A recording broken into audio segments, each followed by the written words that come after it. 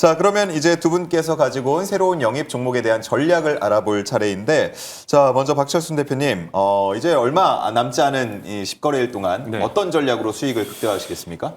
저는 일단 바이오텍 기업을 좀 봐야 된다고 보고 있는데요. 이 바이오텍 기업 내에서도 기술 이전 기대감이 있는 그런 종목들을 좀 여러분들이 주목하시면 좋을 것 같습니다. 오늘도 그런 종목을 준비를 해왔고요. 일단 빅파마들 같은 경우가 사실 이제 특허 만료를 앞두고 있는 치료제들이 상당히 많잖아요. 그러다 보니까 지금 마음이 급해졌습니다. 왜냐하면 점유율이 줄어들 수 있는 상황이고 그 다음에 실적도 줄어들 수가 있는 상황이기 때문에 이걸 극복하기 위해서 지금 에버그린 전략을 쓰고 있는 기업들이 굉장히 많습니다. 그 말은 뭐냐면 특허를 다시 계속적으로 내거나 아니면 제형을 변경하거나 이런 것들을 통해서 이 특허 기간을 좀 늘리는 그런 전략들을 쓰고 있다 보니까 지금 뭐 예를 들어 우리나라에 있는 알테오젠 같은 기업은 SG 제형 변경 플랫폼을 갖고 있기 때문에 계속적으로 빅파마와 거래를 지금 하고 있는 상황이다라고 보시면 될 것 같고요.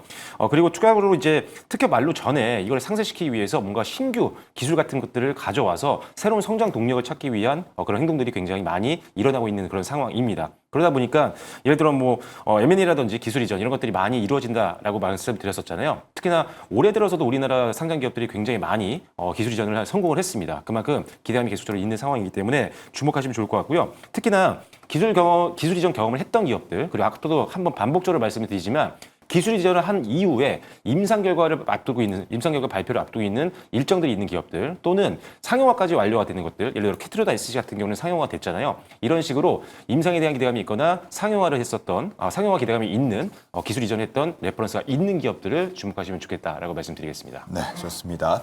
ABL 바이오로 118%의 수익률을 낸 박철순 대표가 어찌 보면 약간 비슷한 전략을 오늘 가지고 온 것 같습니다. 어떤 종목의 이름이 나올지 잠시 후에 기대를 해주시고요.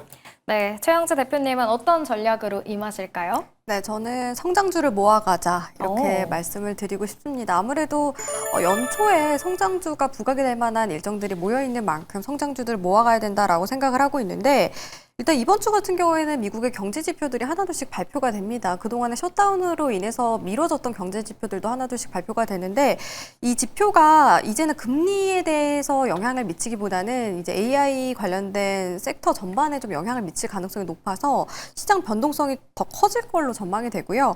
그런 만큼 이런 구간대를 활용을 해서 우리는 좀 싸게 살 수 있는 종목이라던가 변동성을 활용해서 살 수 있는 종목들을 봐야 되는데 역시나 성장주가 저는 좋다고 생각하고 있고 앞에서 말씀드렸던 바이오라던가 로봇 관련된 종목은 이미 제가 포트폴리오에 편입을 했기 때문에 조금 뻔할 것 같아서 오늘은 자율주행을 또 준비를 해왔거든요. 자율주행 같은 경우에는 이번에 CES, LG 이노텍도 참가를 하기 때문에 자율주행 섹터도 부각이 될 가능성이 높다라고 생각을 하고 있습니다.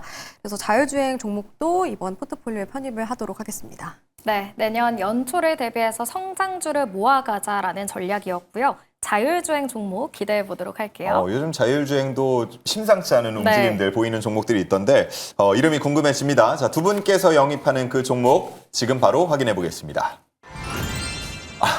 리가켄 바이오가 남성팀 포트에 들어오고요. 저희는 칩스앤미디어를 가지고 왔습니다. 예, 혹시 했는데 역시 그 종목을 가지고 오셨군요. 네, 일단은 플랫폼 3사 다 가져왔습니다. 네. 일단 지금 리가켄바이오 같은 경우는 뭐 아시다시피 이 ADC 플랫폼 관련해서는 국내 1위 기업이고요. 글로벌 시장에서도 선도 기업으로 평가를 받고 있는 기업입니다. 쉽게 이야기를 하면 우리가 암세포를 공격하기 위해서 어떤 약물을 주입해야 되는데 그 중간 과정까지 연결해주는 링커를 통해서 연결해주는 게 ADC라고 보시면 됩니다. 그 말은 뭐냐면 보통 항암제를 맞으면 신체 부담이 상당히 많이 오기 마련인데 ADC 플랫폼의 기술을 활용한다고 한다면 암 쪽까지 치료제를 보내서 거기서 약물을 분사하는 형태이기 때문에 신체에 대한 부담이 굉장히 적고 부작용도 그만큼 낮기 때문에 지금 많은 빅파마들이 이 ADC 플랫폼을 활용할 수밖에 없는 그런 상황이라고 보시면 될 것 같습니다. 특히나 기술 이전은 굉장히 많이 했었는데 누적 기술 이전 성과가 지금 약 9조가 넘습니다. 그만큼 엄청난 기술 이전을 하고 있는 기업이고 특히나 이 기술 이전 이후에 빅파마들이 임상을 계속적으로 진행을 하면서 긍정적인 결과들이 계속 나오고 있는 상황이어서 이 회사에 대한 가치는 계속적으로 높아지고 있는 상황이다라고 보시면 될 것 같습니다. 자, 그리고 다수의 파이프라인을 좀 보유하고 있는데요. 위암이라든지 유방암 치료제가 지금 최초로 지금 상업화가 될 것으로 기대를 하고 있는 상황입니다. 지금 뭐 중국 같은 파트너사는 지금 임상 3상 결과 발표를 앞두고 있는 상황이기 때문에 이 제품에 대한 이 파이프라인에 대한 상용화 기대감을 좀 가지시면 좋을 것 같고요. 그 다음에 이제 고형암 관련된 파이프라인도 있거든요. LCB84 같은 경우도 임상 이상 이상이 하반기 때 내년에 이제 진입이 예상이 되는데 이상 진입 시에는 마일스톤이 들어올 수가 있기 때문에 상당한 기대감이 있는 상황이다라고 보시면 될 것 같습니다.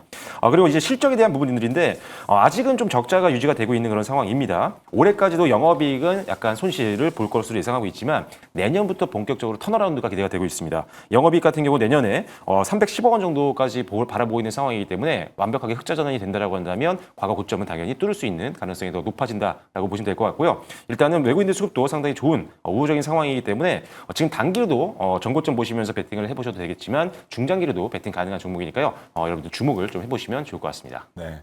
알테오젠과 ABL 바이오에 이어서 구 레고캠 바이오, 현 이제 리가캠 바이오까지 모으셨는데 이렇게 모으면 뭐 시너지 효과 있나요?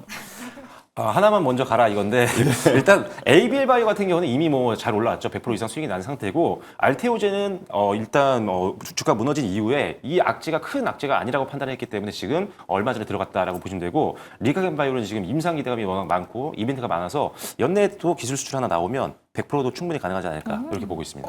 지금 이제 주가를 보면은 17만 원대. 얼마 전에 20만 원을 돌파한 적도 있습니다. 장중에.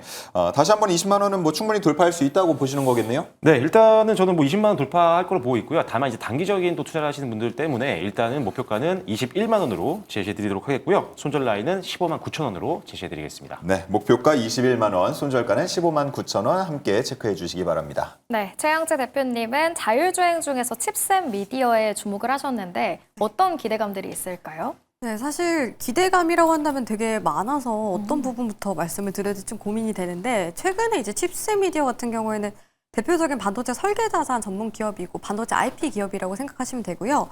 온디바이스 AI 확산에 따라서 직접적인 수혜주로 계속 떠오르고 있습니다. 그러니까 클라우드가 없이도 기기 안에서 AI 연산을 직접 수행하는 게 온디바이스 AI라고 볼 수가 있는데 여기에서 활용이 되는 NPU와 관련된 기술을 보유를 하고 있기 때문에 이에 따라서 수혜주로 부각이 됐고요. NPU라고 한다면 스마트폰을 비롯해서 뭐 CCTV, 드론, 로봇 그리고 자율주행 보조 시스템까지 활용이 되는 부분이기 때문에 이에 따라서 자율주행에 관련된 종목으로 부각이 됐습니다. 그리고 최근에 이제 자율주행도 고도화가 되고 있는 상황이잖아요. 그런 만큼 차량 한 대당 카메라 수가 굉장히 많아질 것으로 전망이 되는데 최소 12대에서 15대까지 확대가 될 것으로 전망이 됩니다. 근데 칩셋 미디어는 이와 관련된 기술을 보유하고 있고 그리고 글로벌 차량용 반도체 탑3 안에 드는 기업들 2개의 기업을 고객사로 두고 있기 때문에 어느 정도 이런 고도화에 따른 이 기술력의 확보가 기대가 된다라고 보고 있고 게다가 중국 쪽에서 작년 기준으로 봤을 때 40% 이상의 매출을 발생을 시켰어요. 그런데 올해 들어서도 이제 중국 쪽으로 확대를 해 나가고 있는 상황인데 작년에 중국 쪽에 합자 회사를 만들었고 올해 이 합자 회사를 통해서 중국 쪽 이 자율주행 관련된 기업과 공급 계약을 체결을 했습니다. 그래서 그런 만큼 자율주행 쪽 시장 성장에 따라서 기대감이 꾸준히 반영이 될 거라고 전망하고 있고요. 그리고 R&D도 아낌없이 투자를 하고 있는 상황인데 이번에 100억 원 규모의 교환사채를 발행함에 따라서 투자 규모를 확대해 나간다라는 소식이 들려왔습니다. 교환사채 발행은 아무래도 투자자분들 입장에선 주가 희석 우려도 적은 편인데다가 기업 입장에선 자금 조달을 하는 구조이기 때문에 그런 부분들이 어떻게 보면 똑똑하게 이런 R&D 선제 투자를 했다라고 생각을 하고 있어요. R&D 같은 경우에는 매출 대비 40%를 넘게 이제 투자를 하고 있는 상황인데 이렇게 투자를 한 만큼 장기적으로 성장세가 이어질 거라고 판단을 하고 있습니다. 오늘은 조금 조정을 받으면서 마감을 했는데요. 지금 관점에서는 이제 상단선 구간대 21,700원 구간대를 1차 목표가로 제시를 해드리도록 하겠고요. 손절가의 경우에는 14,000원 구간대인데 이 구간에 이탈을 하게 되면 아무래도 매물이 비어있기 때문에 강한 조정이 예상이 되는 만큼 14,000원으로 제시해드리도록 하겠습니다. 네, 칩셋 미디어 지난 5일에 2만 원대를 터치하기도 했는데 목표가 21,700원으로 바라보도록 할게요. 네, 좋습니다.